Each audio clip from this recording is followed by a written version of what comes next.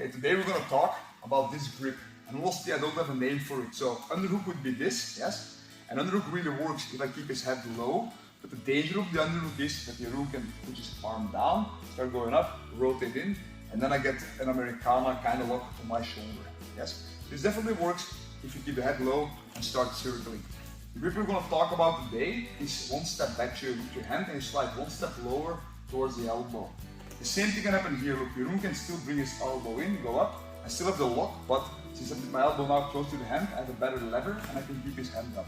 Now, let's talk about what Jeroen can do from here to get out. So first off, you could actually roll over his shoulder.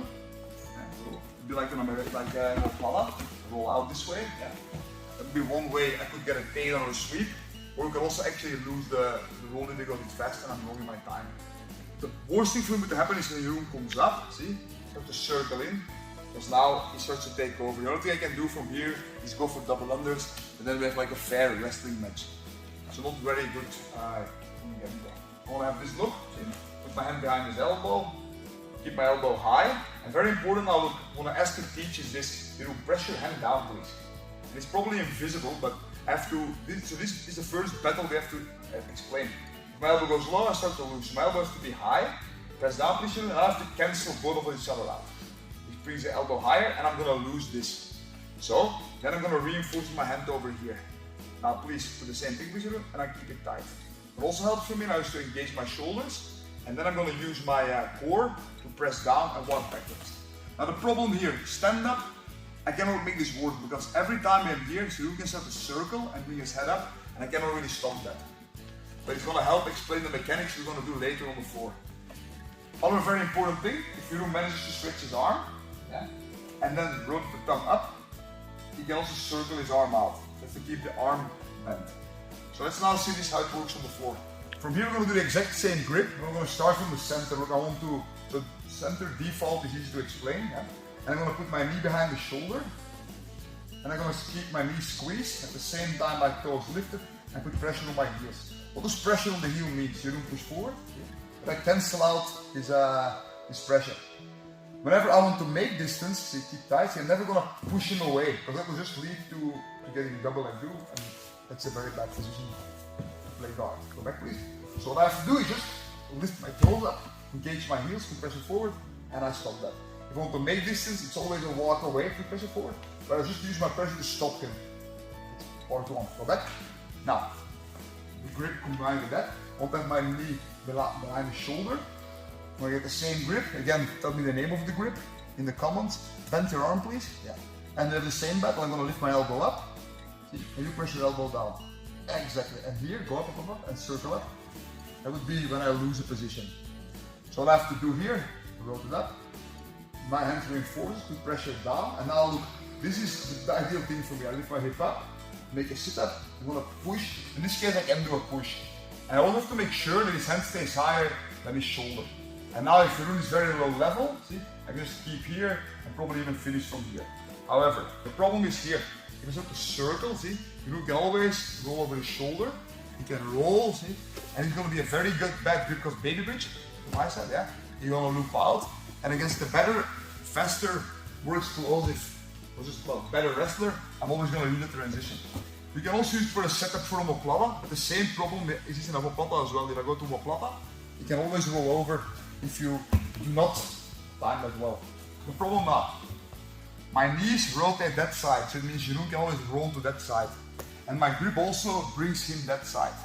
So I have to think about that. As long as my knees and my lock go into the same direction, speed can beat me. Yeah? I have to counter it with my legs or use this rotation. So what I'm going to use first, the easy one is this. So from here, you lift your hip up, bring yourself close, push, and it starts to go away. See here, do your defense. Eh? I'm going to have to start standing up and use it to wrestle up. And then from here, I can drag. Again, if he's better, he can start getting up. Eh? But at least from here, I should have a better chance in the wrestling game. However, if I'm here and he starts to roll over, see, then I also have a better shot into being this transition, at least getting top. The best version for me would be if he baby bridges this side and leaves a huge gap underneath where he can control both of the arms. However, these days I have to expect good defense, so it will be usually elbow tight.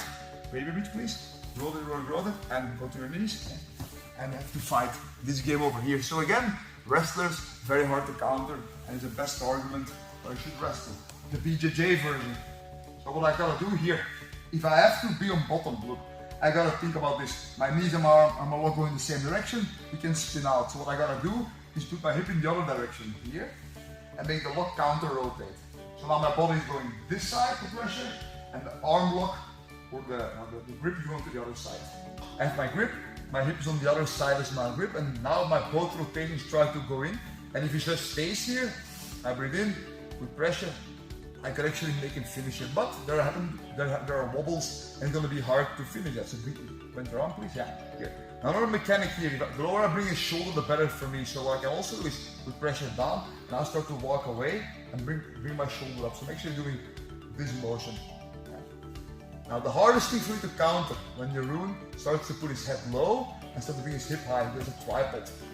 This is very tricky to stop because the closer he starts to get, go closer, see here, my foot, keep going please, my foot will slip off. Here he can just basically drag me up, get back inside or go back please. If I start to go from a plata here, again he starts to get out. But again,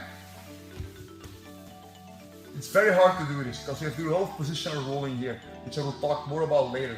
But the trick here, so squeeze your knees, put the pressure, keep escaped out. When he starts to lift his hip up, I gotta maintain distance. When he starts to make the look, I have to bring my calf into his armpit to start to walking. If I bring my calf into his armpit here, see, and maintain a straight back and give pressure, see here, I can keep his shoulder away. So try to get up my look, please. That's a very good battle to have.